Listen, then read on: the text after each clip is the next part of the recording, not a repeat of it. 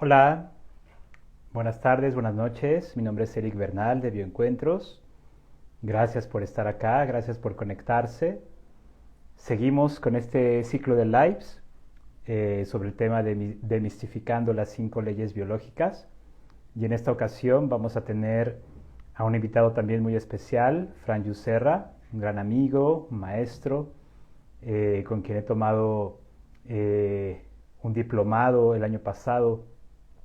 Ahora nos va a platicar un poco más Franju sobre lo que él imparte, y lo hemos invitado también para que nos platique su punto de vista, su reflexión sobre este tema de mistificar también este conocimiento de Hammer, este conocimiento de las 5 leyes biológicas, sobre todo para ampliar nuestras reflexiones, nuestros puntos de vista, nuestra manera también de acercarnos a este conocimiento y de compartir también con todos ustedes cómo ha sido también nuestros procesos de aprendizaje, tanto en lo personal como en lo profesional, sobre todo también como para recibir sus comentarios, sus inquietudes. Estos lives se van a quedar grabados y obviamente para futura referencia los pueden también compartir, y la idea es de que acá en Bioencuentros pues precisamente tengamos de diversos encuentros en torno a este conocimiento y para generar sobre todo más inquietudes, más reflexiones. Bueno, pues está por acá ya Franjo, lo vamos a invitar para que se... Muy bien, saludamos a todos los que se están conectando. A ver si ya le llegó ahí la aceptación. Perfecto. Listo, ya está por acá Franju. ¿Cómo estás, Franju? ¿Qué onda, Eric? Todo muy bien, Qué muchas gracias por tu bueno. Gracias por estar acá, Franju. Pues aquí invitación. estamos. Tenemos ahí, digamos, como que la oportunidad de dirigir a las personas que no te conocen a los posts que estuve compartiendo en la semana en mis redes. Ahí hay mucha más información de tu biografía, de qué es lo que tú haces también en tu proyecto, sobre todo el enfoque que tú manejas en relación a las 5 leyes, para que podamos un poco tener una presentación tuya breve, ¿no? Sin necesidad de extendernos, pero para quien no te conoce, cuéntanos brevemente quién eres, a qué te dedicas y un poquito cómo llegaste a este conocimiento de las 5 leyes, Franjo. Cuéntanos. Bien, gracias, Eric.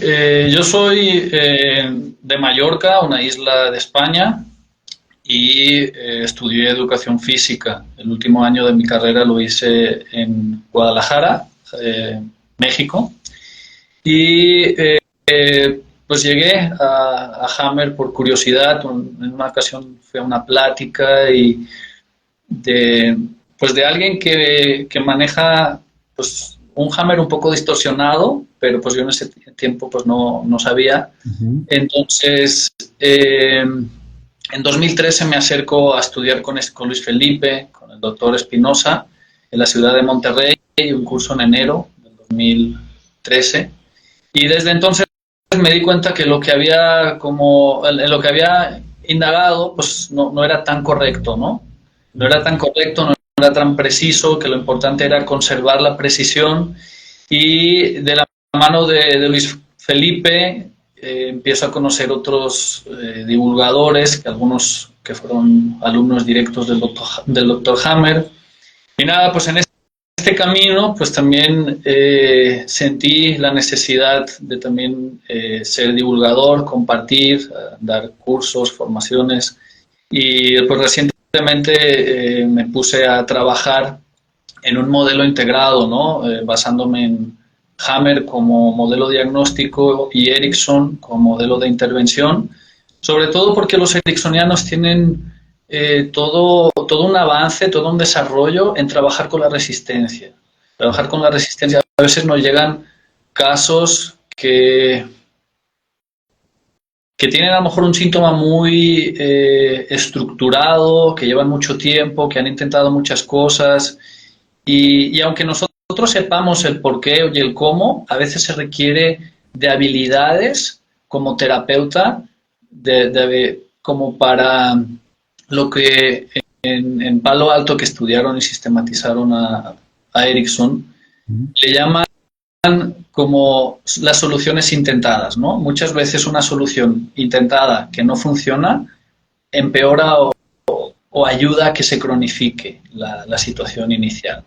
Entonces, desde Palo Alto traen una visión de buscar no hacer más de lo mismo, ¿no? Y ese no hacer más de lo mismo es darnos cuenta que el bagaje de acciones que han hecho las personas que vienen con nosotros a veces forman parte de un abanico bien estrecho, bien chiquito, y a veces hay otras cosas que están fuera de ese abanico no intentado, que por ahí está la clave.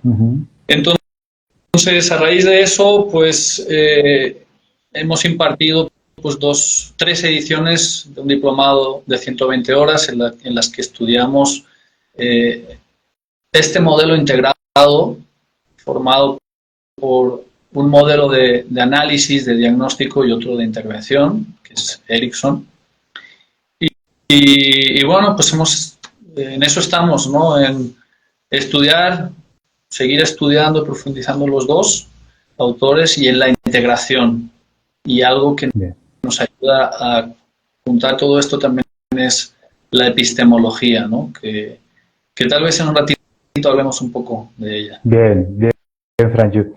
Y pues en todo este camino, cuéntame un poquito cómo ha sido también tu proceso y tu acercamiento al aprendizaje, ¿no? Comentabas un poquito al principio de que llegaste primero con un maestro, ¿no? Que ya después te diste cuenta, ¿no? Que había un poquito de distorsiones, después ya llegaste a Luis Felipe, seguramente también compartiste también espacios con otros instructores, otros maestros, pero cuéntame qué reflexión te ha generado a nivel personal y profesional esta cuestión del conocimiento, qué hacer con esas distorsiones, con esos mitos, con esos errores tal vez de transmisión, y tal vez que no sean errores precisamente como malintencionados precisamente, ¿no? Sino simplemente como a veces pasa en la comunicación humana, que a veces del original se va pasando la voz y la voz y la voz y la voz, y como teléfono descompuesto, al final ya termina diciéndose una cosa totalmente distinta.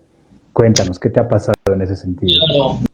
Mira, yo lo que me fui dando cuenta al estudiar sobre todo con estos discípulos de Hammer y al seguir también mucho con Spinoza, que él mantiene pues, esa precisión, que lo que pasa es que muchas personas llegan a Hammer y lo ponen en el mismo escalón que muchos modelos de terapia, ¿no? Que si, por citar, pero hay muchos, ¿no? Hay quienes toman un curso de homeopatía o flores de Bach o par biomagnético o acupuntura y cada una de esas cosas tiene cosas positivas. No es que nada sirva, no va por ahí. Pero lo interesante de Hammer es que no van la epistemología nos ayuda a entender en qué cajón o en qué estante hay que poner cada cosa. Y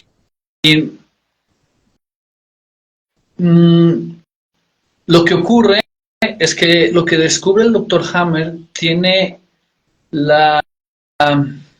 el peso de que él en el cerebro trabajamos con sobre todo tres dimensiones, el famoso psique, cerebro, órgano, las 3 dimensiones que están sincronizadas, ¿no?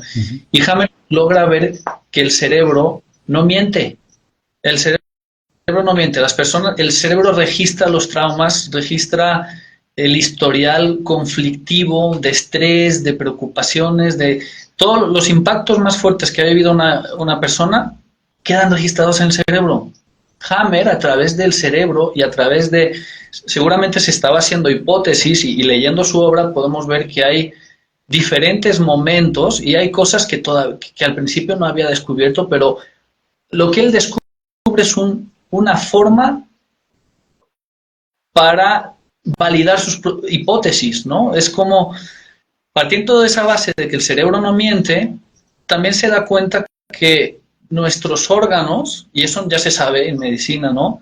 La famosa frase de que la filogenia recapitula la ontogenia, es como nuestros órganos aparecieron por necesidades biológicas y como que aparte de lo que son las 5 leyes y todo el conocimiento, a veces hay algo que parece que se olvidan en algunas escuelas, y es que si entendemos la embriología, la ontogenia y la filogenia, que son palabras un poco rimbombantes a veces, pero es más bien, es entender que nuestros tejidos son muy antiguos y evolucionaron a la par del cerebro y fueron evolucionando por necesidades biológicas, ¿no? Que si de repente la famosa anécdota que se cuenta siempre, ¿no? Del el pez cuando sale fuera del agua, tiene una nueva necesidad, que es sobrevivir en un medio diferente, ¿no? Entonces, en ese momento seguramente desarrolle, no se sabe muy bien si a la par o cuál va primero, cuál va segundo, pero necesita cambiar su sistema de respiración, las branquias, desarrolla pulmones para respirar fuera del agua, ¿no? Se sabe que hay mamíferos que salieron del agua y volvieron a entrar, como las ballenas, como los delfines, porque respiran por pulmones y los tienen, y para tenerlos los tuvieron que desarrollar fuera del agua. Entonces, los pulmones, el riñón, entender cada tejido, por qué surgió y las necesidades que llevaron a que los seres más primitivos, nuestros ancestros más lejanos, desarrollaron estos tejidos, no fue por casualidad, no fue por azar, sino fue desde el intento mismo de la vida de adaptarse para sobrevivir. O sea, la vida, la definición de vida, a veces hay definiciones que ponen que la vida trata de expandirse, de sobrevivir, si se vale, de reproducirse y de adaptarse, mutar, generar cambios para que sea cada vez más fácil esto que llamamos sobrevivir, ¿no? Tiene un motus propio de cambio, evolución y adaptación, ¿no? Entonces, algunos mitos vienen de no entender esta parte y he visto un poco en redes que se está expandiendo un poco la idea de que los programas están conectados con emociones. Y yo creo que este también es un error o un mito extendido que no se corresponde con lo que es la historia evolutiva de cada tejido, ¿no? Claro, claro, Francisco. Sí, y es que a veces en este proceso también como de la epistemología, ¿no? A nivel como general, lo que entendemos a nivel general, también podemos hablar de una epistemología un poquito más personal, ¿no? Más individual. También. En el sentido de que cómo es que una persona se acerca a un conocimiento, cómo lo va aprehendiendo con H intermedia también, ¿no? Cómo lo va asimilando. Y a veces algo que puede resultar tan extraño, tan ajeno, tan confrontante o con tan, digamos, como tan fuera de nuestros propios paradigmas, como lo es las 5 leyes biológicas, tal vez sea comprensible que al principio necesitemos como hacer un poco como algo de lo extraño, algo semejante, ¿no? Entonces, tal vez ahí en algún proceso algunas personas dicen, son las emociones, ¿no? Entonces, en eso sí me puedo yo ver, en eso sí yo me puedo reconocer como persona, como ser humano. Todavía no estoy listo para reconocerme como mamífero, ¿no? Como animal, porque eso me confronta, eso me rompe, me causa cortocircuitos. Me quedo solamente en la cuestión humana y desde ahí me quedo en la parte emocional. Por un lado es un paso, ¿no? Pero claro, si te quedas ahí, todo lo que viene después pues va a generar una distorsión y va a generar también una preocupación, ¿no? Porque bueno, pues es una emoción, ahora qué hago con la emoción, ¿no? Que sigue, etcétera. Va un poco por ahí. ¿Qué piensas de esto? Cuéntanos. Sí, o sea, tal vez sea como el intento de entender algo que en realidad está leer Hammer y aprender Hammer solos y única y exclusivamente a través de sus textos, creo que es algo muy, muy difícil. Claro. Siento que sí, los divulgadores pueden ayudar un poco a andar de la mano a quienes están enfocados en aprender esto, ¿no? Entonces, dentro de lo que estaba tratando de compartir acerca de la epistemología, hay varias definiciones, pero una muy sencilla es cómo sé lo que sé. Es Exacto. la ciencia que trata de explicar la veracidad del conocimiento o por qué lo que yo sé es válido y no es válido. ¿En qué me baso para saber que lo que sé está bien o tiene bases sólidas, ¿no? Eso es la epistemología. Entonces, cuando estudiamos la epistemología que hay en Hammer, nos damos cuenta que no puede ir dentro del mismo cajón de las medicinas alternativas ni no alternativas, y que hay quienes toman un curso y lo ponen en ese mismo cajón porque pues no se explica mucho. La epistemología ya es normal porque son cosas pues es una rama de la filosofía e implica pues pensar con profundidad, ¿no? Entonces, lo que descubre el doctor Hammer es cómo el ser vivo se va adaptando a las dificultades, nuevas sorpresas, nuevos retos, nuevos problemas, nuevas cosas que no pensaba vivir y que está viviendo, cómo se adapta y cómo el cerebro, los tejidos, la forma de responder, la conducta, cómo todo esto se media y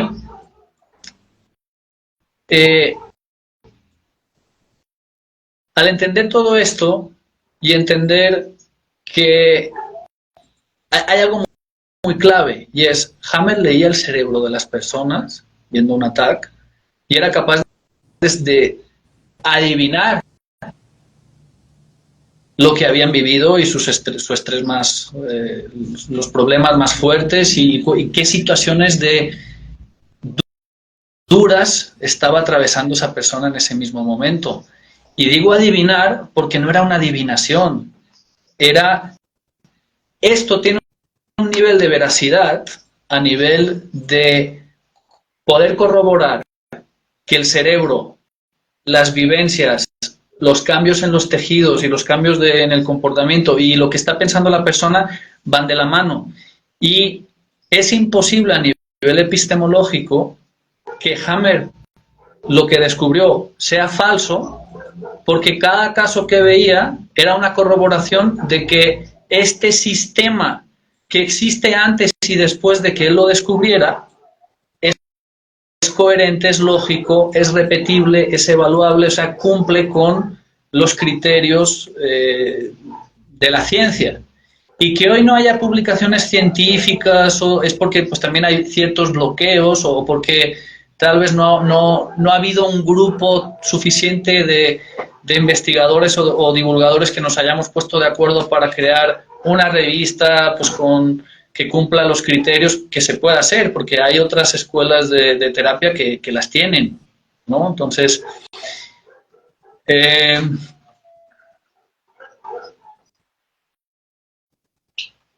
por eso la importancia de la epistemología, ¿no? Y luego dentro del mundo de los mitos, varios mitos, o sea, te quiero felicitar por escoger este tema, por elegirlo, porque es un tema que amerita un capítulo entero de un libro o un libro entero, tal vez, ¿no?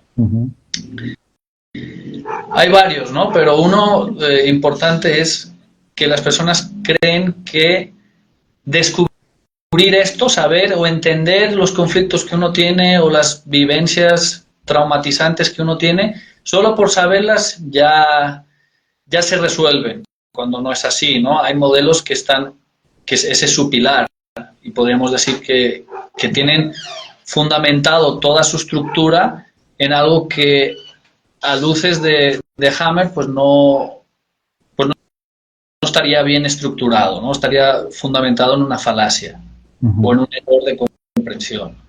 Y claro, es esa claro.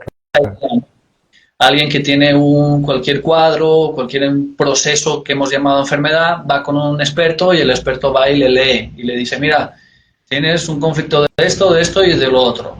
Y ya, ¿no? Y que a lo mejor se haga algo de hipnosis o algún protocolo o cualquier cosa y ya, listos, resueltos, ¿no? cuando en realidad nos hemos dado cuenta que es algo mucho más profundo, que saber sí puede ayudar, saber por dónde van las situaciones sí puede ayudar, pero se necesita de una contención, se necesita de elaborar estrategias para resolver las situaciones que le pesan a esa persona de una manera muy subjetiva, de una manera muy individualizada, porque cada persona es un mundo, cada terapeuta también es un mundo, y conjuntar esas dos subjetividades, singularidades, es algo que sí cabe dentro de una sesión de psicoterapia, ¿no? Escuchar las necesidades. Jaime nos ayuda a entender las necesidades profundas del cuerpo, del alma, del ser humano, ¿no? Claro, claro, claro, sí, desde ahí ya de delimitar qué es y qué no es, ¿no? Este conocimiento, qué son y qué no son las 5 leyes biológicas, es decir, en esto que mencionas, de que a veces en un primer acercamiento hay personas que dicen, bueno, es que esto es una terapia, ¿no? Eh, y de repente ya cuando van escarbando y van, ¿no? Bueno, pero ¿dónde está lo terapéutico? O sea, ¿qué hago con esto? Nadie me dice, no queda claro, ¿no? Etcétera. Eh, Ahora me llegó una imagen ahora mientras que te estaba escuchando en algunos de mis cursos y talleres cuando explico esta parte de los paradigmas. Yo pongo ahí una diapositiva y es una imagen muy evocativa en donde aparece el pez en una pecera que ha vivido toda su vida en esa pecera y que ahora salta a otra pecera, ¿no? En este cambio de paradigma. ¿Bien? Y bueno, sí, suena muy poética, ¿no? Esa imagen, el pez valiente, ¿no? Que se arroja, ¿no? Etcétera. Pero hablando ya de las distintas sensibilidades de cada persona, ¿no? A veces, y seguramente a ti te ha pasado en tus cursos o en tus diplomados, de que no sabemos qué le está generando en la sensibilidad de una persona en particular el ir poco a poco develando, el ir poco a poco deconstruyendo o desaprendiendo, ¿no? Ciertas ideas o ciertos paradigmas que tenían una gran relevancia y una gran importancia a nivel emocional porque le causaba una seguridad a esa persona el conocer ciertas creencias o verdades, ¿no? Entre comillas, sobre los síntomas, sobre las enfermedades, etcétera. Entonces, pareciera que hay que ser un poco más cuidadosos. No es tanto como dar el salto, porque a veces el pez da el salto, pero se da cuenta que afuera no hay una pecera, ¿no? Todavía lista para recibirlo. O si hay una pecera, pero el agua todavía no está lista, ¿no? O está muy fría, ¿no? Y viene el shock térmico, ¿no? Entonces es como generar como el cuidado, como de, bueno, vamos a cambiarte, pececito, de pecera a pecera, pero ver, vamos a hacer de una manera para que sea como un acompañamiento un poquito más de contención, como tú lo comentabas, ¿no? Para que no sea solamente el conocimiento por el conocimiento, sino metafóricamente primero como preparar la tierra antes de poner la semilla, ¿no? Sí, es muy bonita esta analogía o metáfora, Eric, y creo que hay una distancia tan grande, y yo no me di cuenta y creo que tu metáfora ayuda a entender eso. Hay una distancia muy grande entre estudiar las leyes de Hammer y luego aplicarlas en consulta. Y hay casos sencillos o casos de baja gravedad y lo más difícil que no se enseña porque ya hay mucho caos en eso es cómo acompañar casos graves. Claro. Porque casos graves, a mí me ha llegado, yo me he estado especializando en acompañar casos de mama, ¿no? En todo este tiempo. Y a veces me llega gente que ya ha ido con otros. Y yo creo que a todos nos pasa. Y todos podemos tener aciertos y no aciertos, ¿no? Yo incluso. Es importante pues darnos cuenta de que a veces consultante y terapeuta hacen match y a veces no. Y de todos modos, también uno también puede tener errores porque somos humanos y todas las ciencias humanas, todo lo que hace un humano pues está a expensas de tener más o menos aciertos. Pero también un error importante es pensar que no hay que hacer nada, ¿no? Y eso el doctor Espinosa lo ha mencionado mucho, ¿no? Es decir, bueno, no hay que hacer nada. Y hay dos mundos que parece que son opuestos, que es lo convencional y Hammer, y entre medio hay muchas cosas alternativas. Algo que también en casos graves he visto que pasa muy seguido, y por ejemplo el doctor Severio de Argentina, Marcelo Rodríguez Severio, director de la Escuela Sistémica Argentina, en un libro que tiene, menciona también ese detalle, ¿no? Que cuando alguien tiene un diagnóstico un poco grave, empieza a coleccionar un montón de modelos. Va con el neurólogo, con el de las... Y es que la persona se sobresature de tantas cosas, es como, bueno, vamos a ver, le vamos a pegar a todo a ver a qué nos resulta útil, ¿no? Y esto a veces se convierte en un caos, porque no puedes... y porque puede generar nuevos niveles de estrés, tener que responder a 7 modelos diferentes. Uno te dice que no comas esto. Nos hemos dado cuenta también que la alimentación no tiene un peso tan grave, porque los programas se activan y desactivan por vivencias y por cómo yo gestiono esas situaciones que me impactan, no tanto por mantener un estilo de vida saludable, que eso también es bueno, claro que es mejor, pero por ahí no hay, en algunos programas, por ahí no está la clave, en la gran mayoría de ellos.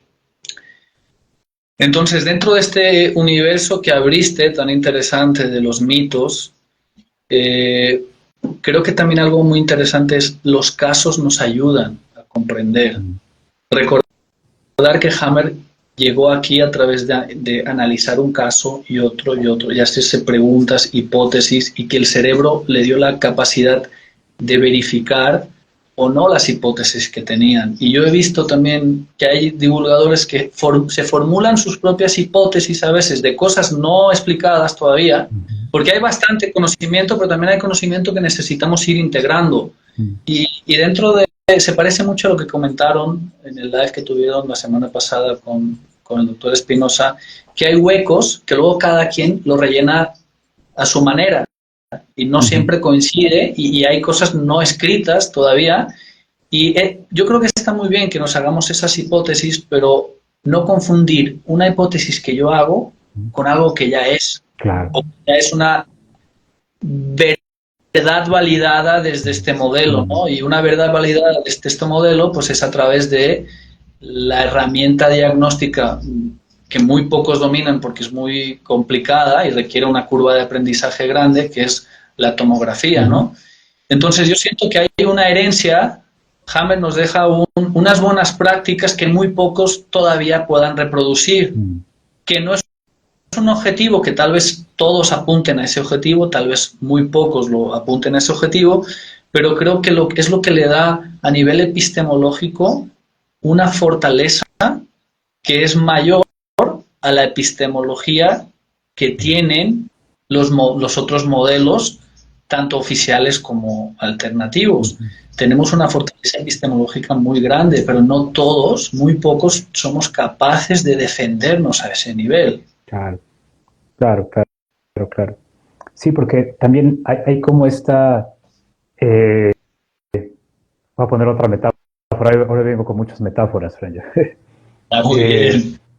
Es que como que te tengo acá y digo, Fran Yu, ¿no? Metáforas. Entonces es como empezar como a pensar desde ese lugar. Sí, porque a veces puede resultar como a veces lo que ocurre con la medicina oficial, ¿no? De que ante un caso, ¿no? A veces el médico, la enfermera, el que hace estudios en laboratorio, ¿no? En conjunto, es esta metáfora de estar con los ojos vendados, con el palo y la piñata, ¿no? Y dale, ¿no? Y la persona ya lleva varias consultas, etc., y no dan con un diagnóstico, ¿no? Porque puede ser esto, pero también puede ser esto y puede ser esto. Y también a veces en esa urgencia y en esa desesperación, los profesionales de la salud empiezan a correr y dicen, bueno, pues será esto, ¿no? Y no, ya después no, y después no. Entonces, se supone que ¿no? Está basada en una ciencia verificable, etcétera, tal, lo que sea, ¿no? Para que al final el médico diga, no sabemos, ¿no? Y eso tal vez en un no sabemos puede generar como una calma o inclusive más angustia dependiendo del paciente, pero a veces, por no decir no sabemos, el médico dice, bueno, esto, ¿no? Y tiempo después, no, pues resultó ser otra cosa, ¿no? Sí, y algo en lo que todavía falta mucho avance y no es fácil, porque yo creo que en Hammer hay una objetividad y una subjetividad, y en muchas cosas, ¿vale? Está la objetividad de que lo que tiene la persona lo tiene. Eso de que la enfermedad no existe es súper falso. O sea, Hammer descubre que sí, claro que existe, pero le tenemos que llamar de otra manera porque funciona de otra manera. Pero no tienes nada, la enfermedad no existe, ¿no? Son otras cosas. Sí, es otra cosa, pero sí existe, ¿no? Yo creo que un punto de dificultad son estos casos ya un poco avanzados. Hay un riesgo de que ya se tiene un diagnóstico, y a veces se requiere una intervención. Ya hay como un mundo, ¿no? Está pues lo convencional, Hammer tiene un nivel de rigor, por lo que se descubre epistemológicamente es más, la palabra más adecuada sería, hay más validez epistemológica o validez de, pues sí, o sea, lo que le hemos llamado leyes, ¿no? Que es esa repetición de circunstancias conjuntas y factores que se dan. Y bueno, no quería hablar muy técnico y ya estoy hablando sin darme cuenta. Entonces, a veces este modelo nos permite saber qué cosas funcionan y qué cosas no. Y hay cosas buenas y cosas no tan buenas, tanto en lo convencional como en lo alternativo. Claro. Por ejemplo, hacer una dieta muy, muy estricta para sanar un tema de mama no tiene pies ni cabeza, y aunque la persona tenga mucha fe y aunque su terapeuta nutricional le diga que viva de puros jugos verdes, fácilmente puede activar nuevos programas que me han tocado casos así, ¿no? Que vómitos, diarrea, y que su profesional de nutrición les dice a veces que va muy bien, que se están depurando y desintoxicando. Nosotros desde las matemáticas hammerianas, porque es estudiadas muy bien, son como matemáticas, nos podemos dar cuenta que esto, lejos de ser una cura, es un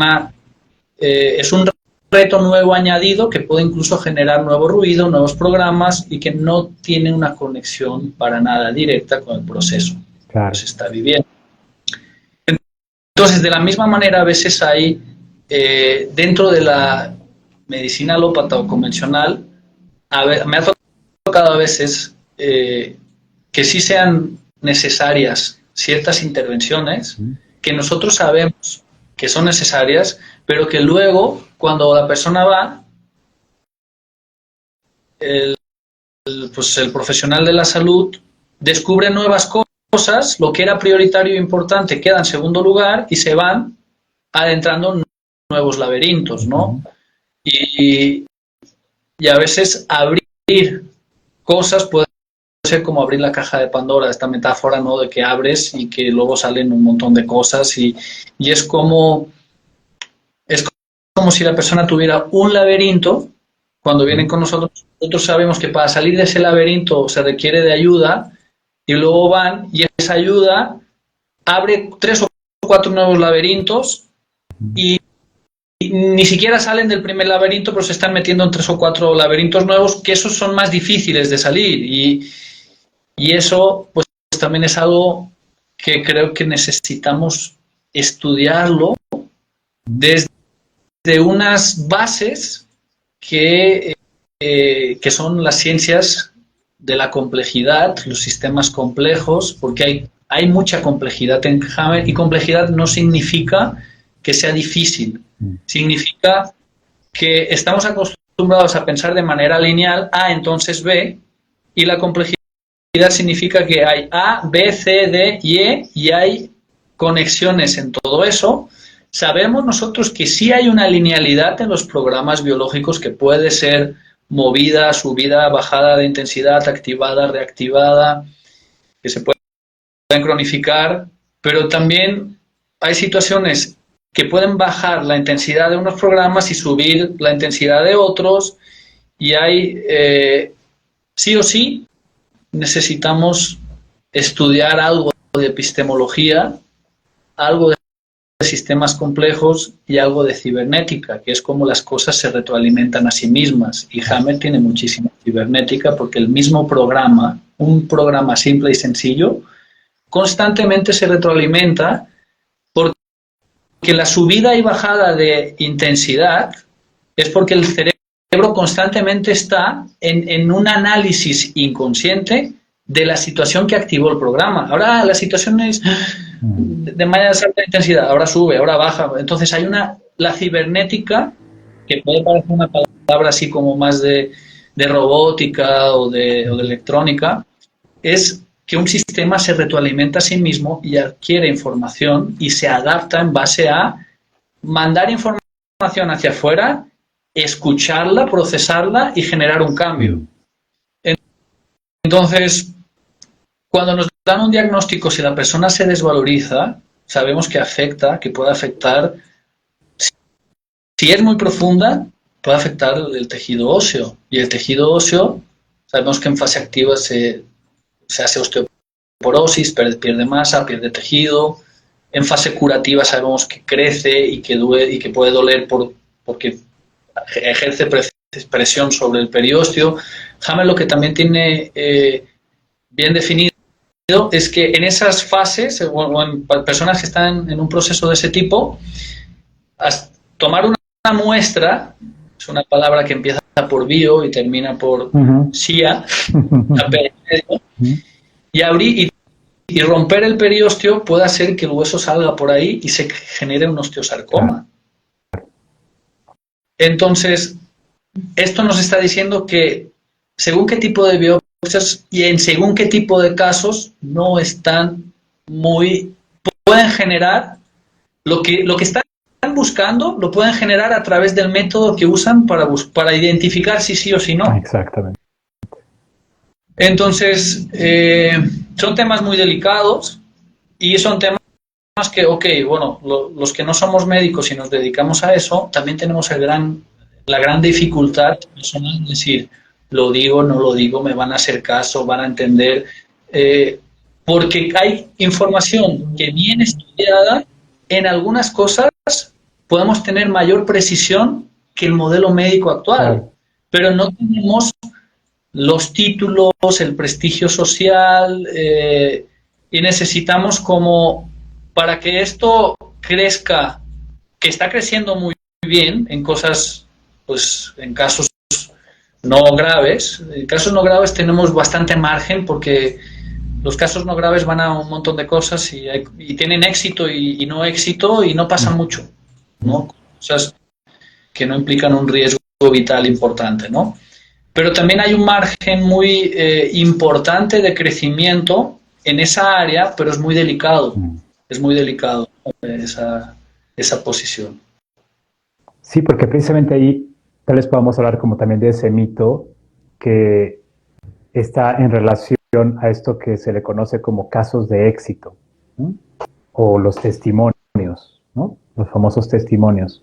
Y que si bien obviamente un caso de éxito nos suena a que una persona pudo recuperar, ¿no?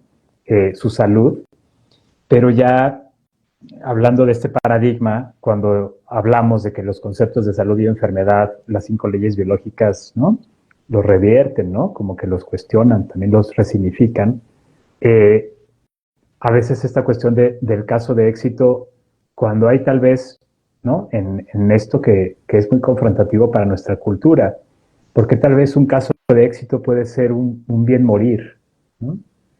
Un caso de éxito también puede ser que la persona diga, ok, resolví todo esto a partir de este diagnóstico y puse las cosas en orden en mi vida, hablé con todos mis familiares y chao, ¿no?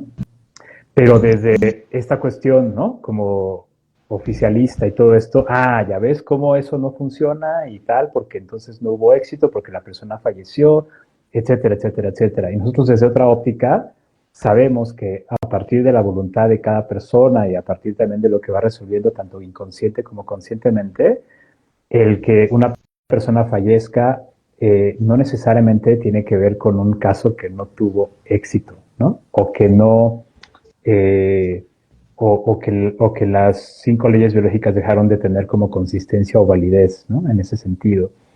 Eso por un lado, y por otro lado también los testimonios, que claro, son valiosos y qué bueno que las personas comenten, pero también hay que tener cuidado con los testimonios porque entonces, la persona está casi casi dando un testimonio por mí y si yo escucho que a una persona le funcionaron, entonces obligatoriamente también a mí me van a funcionar, ¿no? Las 5 leyes biológicas. Pues ahí como que rompemos, ¿no? Un poco como como que nos descolocamos un poco en relación a eso que tratamos de comprender. Sí, sí, totalmente de acuerdo y creo que también otro mito es que la tenemos asegurada en cualquiera de los dos, ¿no? Hay quienes piensan, no, pero me voy por la ¿no? O me voy por la de cuota, Claro. ¿no? O sea, lo oficial, que por ahí es, me voy por lo alternativo, por ahí es.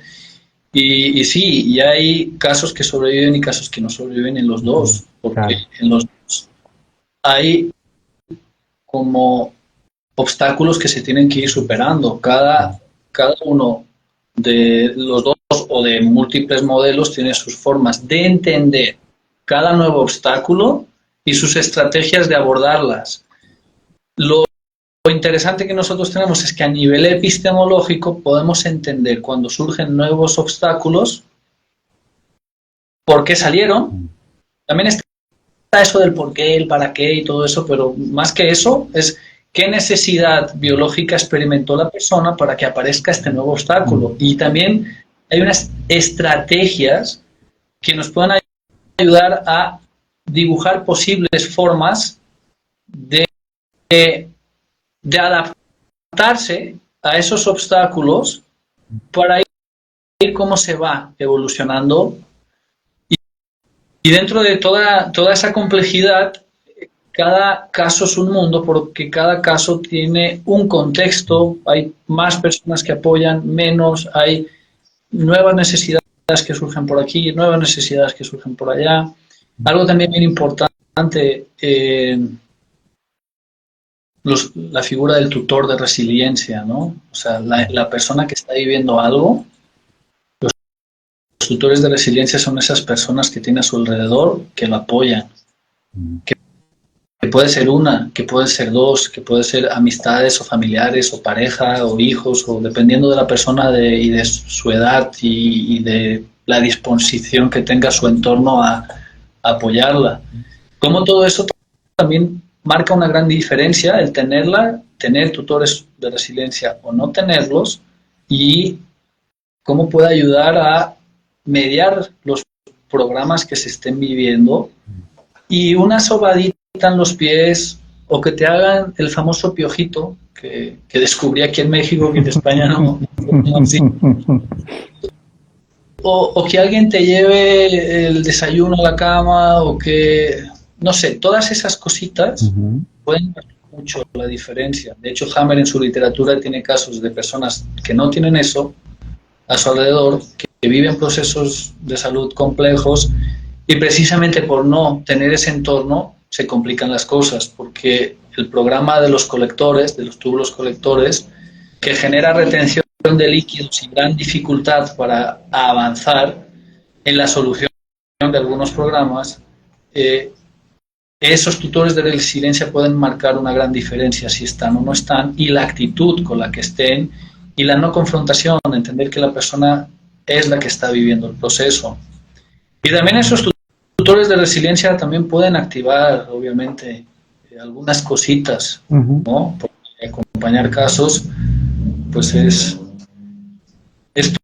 todo un arte que requiere ciencia, pero también requiere de arte, o de creatividad, o de adaptación, o de escucha, de presencia activa, de saber tomar decisiones, entonces cada caso es un mundo, ¿no? Y no sé por qué, pero me empecé a ir por casos complejos y es uno de los retos que creo que si se sumaran más personas, más profesionales a esta visión, desde la sensibilidad que nos legó Hammer, ahí sí se podría marcar una gran diferencia, pero se requiere saber Bien. de epistemología o saber que Hammer no va en la misma cajita que otras Bien. cosas. Claro, Fanny. En este tema creo que considero también es muy importante, ¿no? Esto de no tenerla segura, ¿no? Eso es un tema delicado, ¿no? Porque a veces precisamente desde nuestra afectividad, pensamos que dar el salto de un paradigma a otro es sinónimo de certeza, de garantía, ¿no? Como de que entonces alguien ya por fin me va a decir, ¿no? O me va a decir qué hacer, etcétera, etcétera.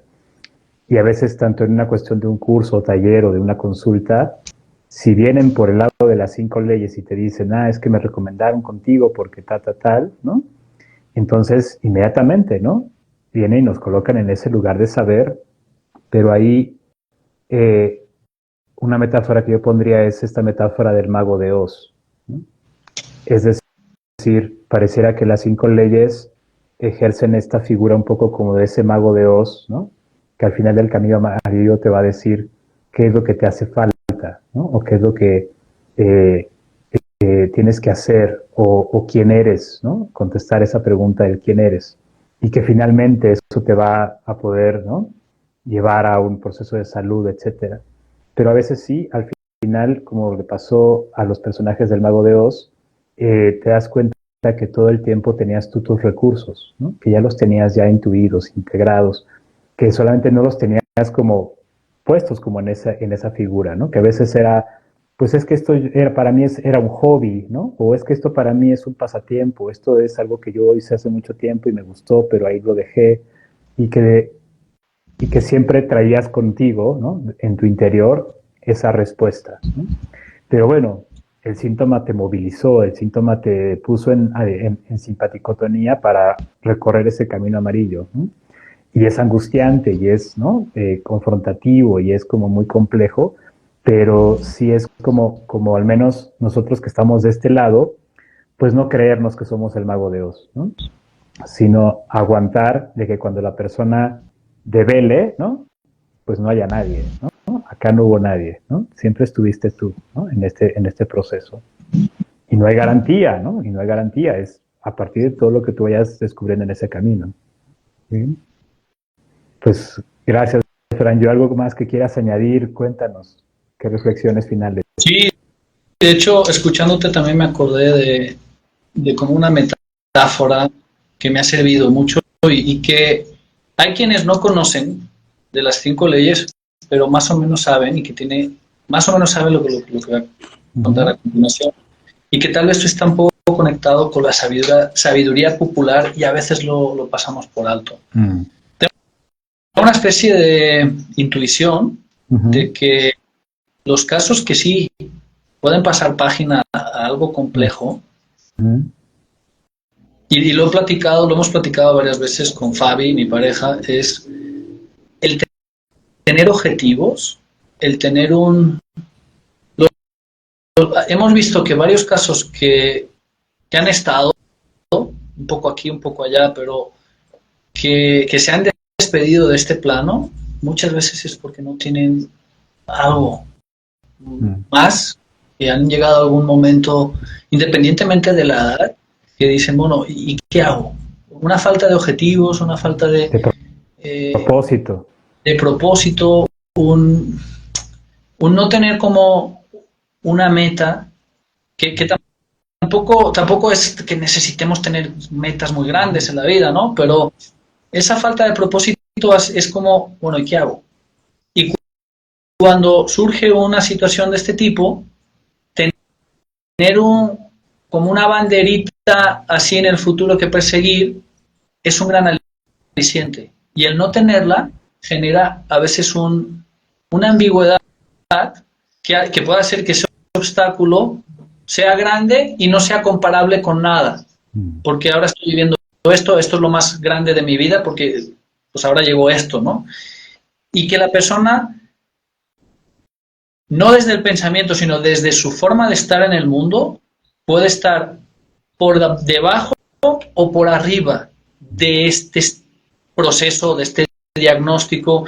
Quién es esa banderita es, no, es que mi hijo y no sé qué, o tengo, o quiero ver a mi nieto graduarse, o quiero lo que sea.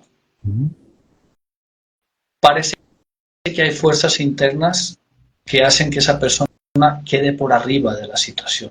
La falta de esa banderita de meta o línea de meta en un futuro y que me surja esto, puede hacer que esto sea ahora lo más importante, lo más grave, lo más complicado de mi vida y puede hacer que yo me posicione por debajo de esto y que esto sea más grande que yo, ¿no? Entonces, posicionar a la persona y posicionar a esto que acaba de acontecer o este diagnóstico o este proceso, creo que también es importante a nivel de comprensión y entender. Y es bien válido también decir, bueno, pues no tengo mucho sentido, no tengo ya...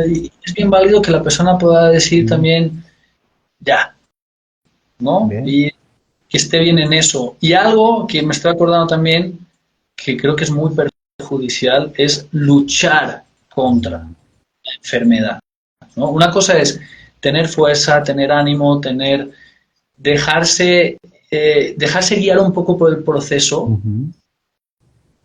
en las fases que sí requieren de reposo. Es importante y es necesario. Luchar en contra de cosas internas o de procesos puede ser desgastante y puede generar nuevo estrés y puede generar agotamiento y tanto desde lo oficial como lo alternativo y a veces un mito también pues de quienes seguimos este legado es eso, ¿no? El tener que luchar, echarle muchas ganas, esforzarse muy duro, suele estar en contraposición con todo esto que llamamos sistema nervioso, activación, reposo, simpaticotonía, vagotonía, ¿no? Entonces, creo que la clave es saber navegar estos procesos del sistema nervioso con esperanza, acompañados de preferencia si se puede, teniendo la paciencia pues estar asesorados de alguien que podamos confiar que tiene los conocimientos con suficiente profundidad y que bueno, ese es el otro mito, ¿no? El Sí, lucha claro. contra y eso puede ser desgastante y hasta contraproducente. Hay campañas publicitarias, ¿no? Basadas en esos eslogans, desafortunadamente. Y sí, también esto que mencionabas con respecto a los propósitos. eh, y también es esto de integrar ambas posturas, tanto una como la otra, que son totalmente válidas, ¿no? O sea, es decir, el llegar a cada cumpleaños y el tener todavía deseos antes de soplar la velita, ¿no? Claro. Que te permita, ¿no? Tener como ese deseo, ¿no? Y también es válido que a veces sí, cada caso es distinto. Entonces hay personas que dicen, bueno, acá ya no tengo nada más que desear, ¿no? Y bueno, ¿no? Habrá que soplar la velita, pero también asumir que ya no hay más, ¿no? Y eso también puede también como preparar nuestra propia biología para un desenlace que es lo que hablábamos, ¿no? Como en el bien morir. Pero sí, es un tema complejo y como tú bien decías, Ranju, da para un libro, ¿no? Esto de desmistificar y precisamente desde mis propias inquietudes y dudas y todo esto es como esta mi intención de invitar a especialistas como ustedes para al menos no sentirme solo en estos cuestionamientos, ¿no? Entonces, pues gracias por acompañarme en estas reflexiones y como siempre es un placer, Franju, escucharte y aprender de ti y sobre todo que me dejas también con nuevas ideas, ¿no? Para ir reflexionando. Cuéntanos, Franju, ¿qué tienes ahora en puerta? Me comentabas que este año no vas a impartir el diplomado, pero tienes por ahí otras sorpresas. Cuéntanos un poquito para las personas que te siguen y las personas que te van a empezar a seguir a partir de este live. Cuéntanos. Sí, gracias, Eric.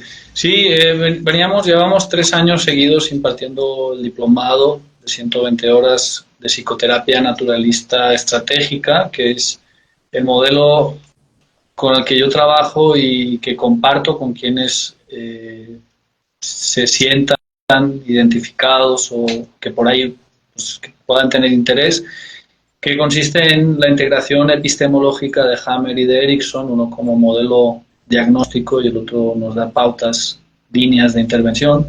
Entonces este año decidimos hacer una reestructuración y no vamos a impartir el diplomado este año, el 2025 estamos esperanzados de poderlo ofrecer reestructurado y este año lo que sí vamos a ofrecer y pues todavía no lo hemos dado, no hemos empezado con la difusión.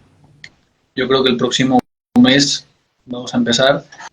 En mayo, junio y julio vamos a tener un entrenamiento práctico, totalmente práctico, sobre las 6 competencias ericksonianas que sistematizó el Dr. Short.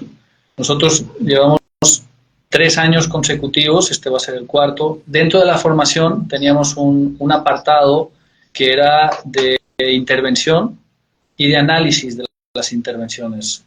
Y trabajamos con el Dr. Short.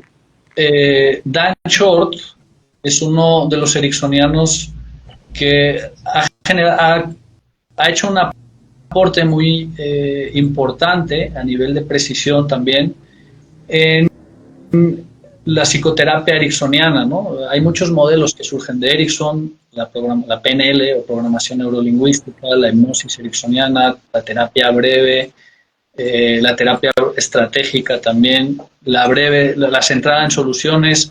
Hay varios modelos, ¿no? Y lo que hace Short generó una publicación en la que, después de estudiar a los ericksonianos más importantes a nivel internacional y los de mayor rigor, sintetiza 6 competencias que es lo que marca la diferencia entre los ericksonianos y los no ericksonianos. Y él somete a tests de validación para demostrar que él crea un test que permite distinguir si una intervención es o no es ericksoniana y demuestra que su test tiene especificidad en ciencia o en lo que se quiera hacer con rigor. La especificidad consiste en si tenemos desarrollar un test que me permita, si esto es verde y hay 4 o 5 tipos de verde, un test que me diga, sí, es verde y que pueda distinguir este verde de otros 4 o 5 verdes, ¿no? Entonces, las terapias más afines a la hipnosis ericksoniana o a la psicoterapia ericksoniana es la terapia rogeriana, la conductista o el enfoque conductual y la hipnosis convencional. Short somete a los ericksonianos a su test y dan puntuaciones altas, y a los terapeutas que son de líneas o de enfoques muy similares también los somete y no dan esas mismas puntuaciones. Entonces logró comprobar que su test sí tiene especificidad. Y disculpa, no sé si hice el paréntesis demasiado largo. Entonces, es muy importante la aportación de Short porque permite que podamos hacer investigación y documentación con los estándares que exige la ciencia. Short creó instrumentos que satisfacen esos estándares. Eso nunca había existido en el panorama ericksoniano. Nosotros llevamos 3 años trabajando con él y hemos creado una metodología propia de poner en práctica estos dispositivos, y lo que vamos a hacer es los 3 meses, mayo, junio y julio, vamos a ofrecer un entrenamiento para utilizar estos dispositivos y hacer prácticas de intervención en vivo entre un grupo reducido de terapeutas. Vamos a tener también una clase magistral con Short que lleva, este va a ser el 4º año en el que nos supervisa nuestro trabajo utilizando los dispositivos que él ha creado que satisfacen los requisitos de la ciencia, ¿no? Por decirlo. Bien, bien, bien, Franju. Pues la invitación está ahí para que sigan a Franju en sus redes, estén sobre todo como muy atentos para los que son terapeutas y quieran acercarse a este tipo de modelo, este tipo de intervenciones, este tipo de conocimiento. Yo ya tomé el diplomado y es genial, es fabuloso, aporta muchas herramientas, sobre todo también como de intervención, y que lograste también hacer como esa conjunción entre el modelo de las 5 leyes y lo que es la terapia naturalista, ¿no? Estratégica, etcétera. Entonces, pues felicidades, Franju, saludos a Fabi y de nuevo gracias por estar acá. Vamos a estar compartiendo este live y pronto nos estaremos viendo, Franju. Y me va a dar mucho gusto darte el abrazo, que hace mucho que no te veo y pues para acá andamos. Venga. Súper. Muchas gracias por la invitación, Eric. Felicidades por este ciclo de lives y muchas gracias por la invitación y gracias por todo, Eric. Seguimos en contacto y por ahí Fabi te anda mandando saludos también. Gracias, Fabi. Gracias, Eric. Gracias, Fabi. Gracias, estamos ahí en contacto. Que estén muy bien, cuídense mucho y gracias a todos por conectarse. Y vamos a estar guardando este live para que lo puedan compartir. Que estén muy bien. Hasta luego. Gracias. Bye bye.